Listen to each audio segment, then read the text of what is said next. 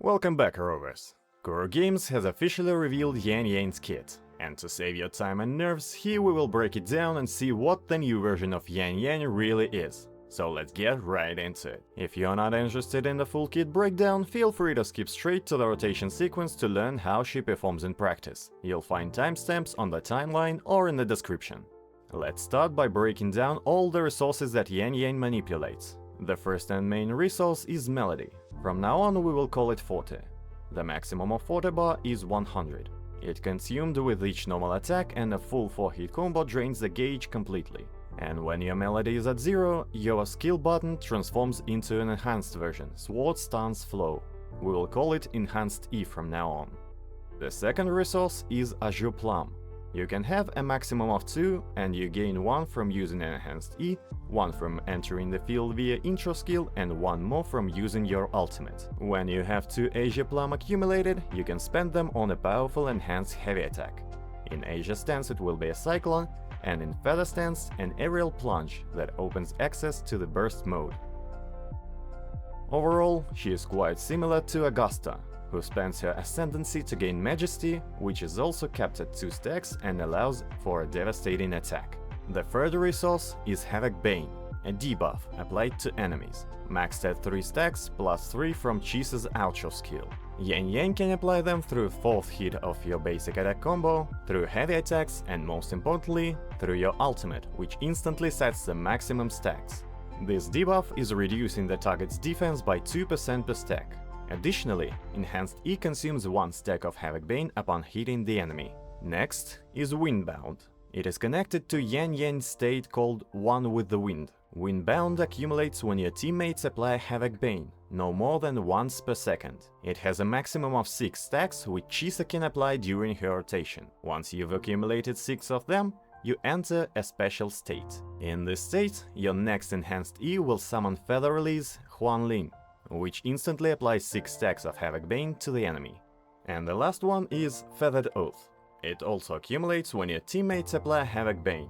Each stack gives you 25% crit damage to your main attacks. Heavy attacks, mid-air attack Feather Fall, and the attack in Havoc and Bloom mode. Maximum is 6 stacks, which means up to 150% crit damage. Yangyang has 2 combat stances. The first is Azure Sword Stance, or Blue Stance. We can see Yangyang doing attacks in this form like this. This is her basic attack chain combo. When you have 2 stacks of Azure Plum, you can make a charged attack called Heavy Attack Azure Sword Stance to deal a massive amount of damage. It deals havoc damage and is considered as heavy attack damage. If Yangyang is the active resonator in the field, the crit damage of this attack gets an additional 160% crit damage once every 25 seconds. The second stance is Feathered Sword Stance. As you can see, its animations are more aerial. In this stance, with 2 Azure Plums, if you're currently in the air and pressing heavy attack, it will activate mid-air attack Feather Fall. This is a plunge on the enemy that opens Hawk in the wind mode for 12 seconds. In this mode, your normal attacks are replaced with basic attack Havoc and Bloom, a powerful 3-hit combo that is considered heavy attack damage. Your resonance skill is the main sword stance switching button. If you simply press E, it will change your stance and perform the first basic attack. This is a regular switch, it doesn't give you any resources and doesn't consume Havoc Bane. But if you press E when your 40 gauge is completely empty, you can do an enhanced skill. It doesn't just change your stance, but performs a powerful dash with damage. It restores 100 of your 40, gives 1 Azure Plum Feather, consumes 1 stack of Havoc Bane. As for the ultimate, it's called Hush of 1,000 Voices. This is a tool for setting the maximum Havoc Bane stacks to the enemy and dealing damage. But as it said, the ultimate raises the current stacks to the maximum, rather than applying them from 0. Therefore, it seems like enemy has already had to have Havoc Bane on him before casting the ultimate. So make sure the enemy has at least 1 stack before using it. And also make sure that your 40 gauge is at 0, otherwise the ultimate will burn it wastefully. The ultimate also gives 1 Azure Plum Feather. Intro skill is casually for entering the field and dealing somewhat amount of damage. It also gives 1 Azure Plum. Your outro skill allows you to exit the field, which also deals damage and gives the entire team a 20-second buff that provides 20% Havoc amplification to a Resonator, if that Resonator applies Havoc Bane. and for now only Chisa can utilize this. As for the passive, the first one is Unbroken Vow. The more Havoc Bane stacks on the enemy, the more damage you deal. If there are 1, 2, 3 stacks, each gives 10% amplification, up to 30%. If there are 4 to 6 stacks, each gives 12% per stack, with a cap of 36. So again, you need Chisa on your team to make full profit from this ability. The second passive consists of several parts. The first one is that ultimate sets the max stack of Havoc Bane on the target, 3 or 6 depending on the presence of Chisa in the team. As for the second part, when your allies apply Havoc Bane, you gain Windbound. In this state, your next enhanced E will summon Feather Release, which will apply up to 6 stacks of Havoc Bane on its own. After this, Windbound will be removed. And Refrain spreads the maximum number of stacks to all enemies at the 4th stage of basic attack in any stance or enhanced heavy attack. It spreads before dealing damage. And now, the most interesting part, the rotation. We'll assume we start in Feather stance with 0 40 and 0 Asia Plum. At the start of Yangyang rotation we will intro in, and this will give us 1 Asia Plum. Then, use enhanced E. We have 40 at 0, so enhanced version of skill triggers. This allows us to switch stance from Feather to Asia, restore 140 and give 1 Asia Plum. It also consumes 1 Havoc Bane from the enemy.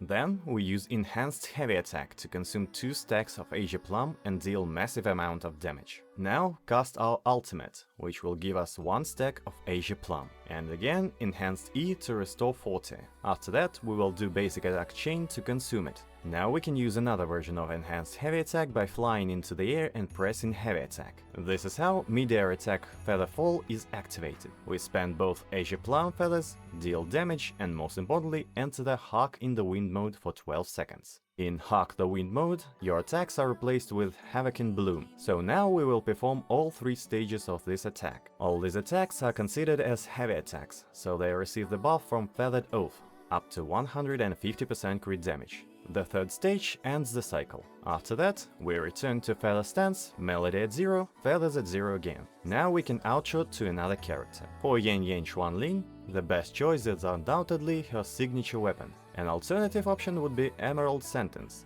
Chuan's signature, because we can easily activate its passive to get 30% heavy damage amplification. Or our beloved standard 5-star blade, Emerald of Genesis, which will give us energy regen so it can be easier to build Yangyang's echo set, and a nice 12% attack increase, since Yangyang casts her skill several times. As for the echoes, the best option for her is to use the new echo set, which will release in version 3.5. It has a nice bonus of energy regen for 2 pieces, and more importantly, upon inflicting Havoc Bane gain crit rate and heavy attack damage bonus increase. So Yangyang can benefit from it very well. You want to have a 4-3-3-1-1 set with 3 cost echoes with Havoc damage bonus, 1 cost echoes with attack percent bonus, and for the 4 cost you want to use 1000 Puppet Pavilion, which will also be available in version 3.5. Yangyang is a character who heavily depends on the team. Throughout the skill description we frequently mentioned the name of one potential girl, so she is a mandatory member of the squad, who greatly increases team damage both through direct buffs via Havoc Bane and because she is the only character who can utilize Yangyang's Ultra Amplification. As for the third slot for Yangyang, there are options.